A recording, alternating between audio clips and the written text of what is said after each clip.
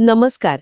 आज आपण ठाण्यातल्या एका विशेष भक्ती सोहळ्याबद्दल बोलणार आहोत. हो, श्री स्वामी समर्थ महामस्तक अभिषेक. बरोबर. आपल्याला याबद्दल एका स्रोतातून माहिती मिळालीय. हा सोहळा ठाण्यातल्या श्री स्वामी समर्थ सेवा प्रतिष्ठान मठात होतो. दर रविवारी, बरोबर? हो, दर रविवारी होतो असं कळतंय. आणि याचं वैशिष्ट्य म्हणजे यात तब्बल 33 प्रकारची पवित्र द्रव्य वापरली जातात म्हणे. हो, 33 प्रकार. ही संख्याच ऐकून खूप विशेष वाटतं. खरंच. कोणकोणती द्रव्य असतात साधारणपणे, म्हणजे स्रोतात काय म्हटलंय? स्रोतात उल्लेख आहे की यात दूध, दही, मध, तूप. म्हणजे पंचामृत झालं हे तर. हो, पंचामृत तर आहेच. शिवाय सुगंधी जल म्हणजे सुवासिक पाणी, फळांचे रस आहेत. अच्छा, फळांचे रस पण. हो, हळद, चंदन अशा एकूण 33 वेगवेगळ्या पवित्र वस्तू वापरल्या जातात. आणि या सगळ्या वस्तू मग महाराजांच्या मूर्तीवर श्रद्धेने अर्पण केल्या जातात. अगदी. पण म्हणजे हा फक्त द्रव्यांचा अभिषेक नाहीये. अच्छा, अजून काय आहे यात? हो, स्त्रोतात जी महत्वाची गोष्ट सांगितली आहे ती ही की अभिषेकाच्या वेळीच तिथे भजन सुरू असतं, कीर्तन चालतं. अरे वा. अभंगवाणी असते. स्वाध्याय म्हणजे काय म्हणतात त्याला, स्वतः केलेला अभ्यास, चिंतन. हो, स्वाध्याय आणि पारायण पण, म्हणजे ग्रंथांचं वाचन. बरोबर. पारायण पण. हे सगळं एकाच वेळी सुरू असतं. म्हणजे विचार करा, अभिषेक सुरू आहे, भजन सुरू आहे, कीर्तन आहे, वाचन आहे. काय विलक्षण वातावरण तयार होत असेल, नाही? अगदी.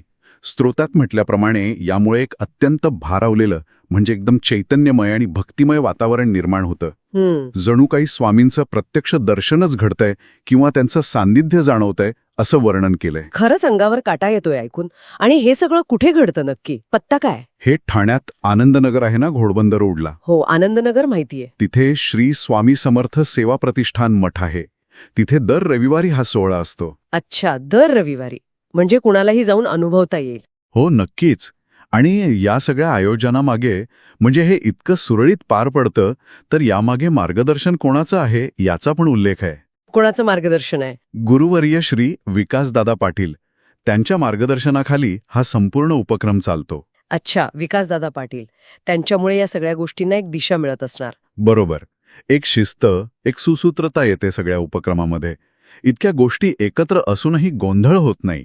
हे खूप महत्वाचं आहे. म्हणजे केवळ एक विधी नाहीये हा, तर त्यामागे एक भक्कम संघटन आणि योग्य मार्गदर्शन आहे. अगदी. आणि स्रोतात असंही वाचलं की सर्व भाविकांना या सोहळ्यात सहभागी व्हायला सांगतात.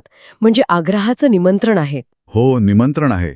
कारण हा अनुभव वैयक्तिक श्रद्धेचा तर आहेच, पण तो एका सामूहिक भक्तीचा पण आविष्कार आहे. सामूहिक भक्ती. हो, म्हणजे अनेक लोक एकत्र येतात, वेगवेगळ्या प्रकारे उपासना करतात, पण ध्येय एकच, स्वामींची भक्ती.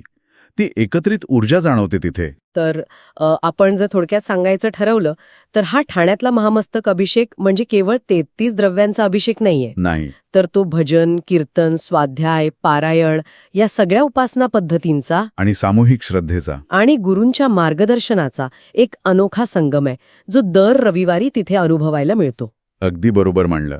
हा स्रोत आपल्याला फक्त एका धार्मिक विधीची माहिती देत नाहीये, तर तो एका मोठ्या सामूहिक भक्ती अनुभवाचं चित्र आपल्यासमोर उभं करतो. खरंय. आणि यातून एक विचार नक्कीच पुढे येतो नाही का, की आजच्या काळात म्हणजे इतकी धावपळ आहे जीवनात. हो, वेळच नसतो कोणाकडे. हो, प्रत्येक जण आपापल्या व्यापात असतो. मग अशा परिस्थितीत असं एकत्र येऊन जी भक्ती केली जाते, जी श्रद्धा प्रकट होते, त्याचं महत्व काय असेल? बरोबर, त्याचं महत्व काय, असा अनुभव व्यक्तीला काय देतो, समाजाला काय मिळतो यातून, हा एक विचार करण्यासारखा मुद्दा आहे खरं तर. नक्कीच विचार करायला लावणारा प्रश्न आहे हा. श्री स्वामी समर्थ.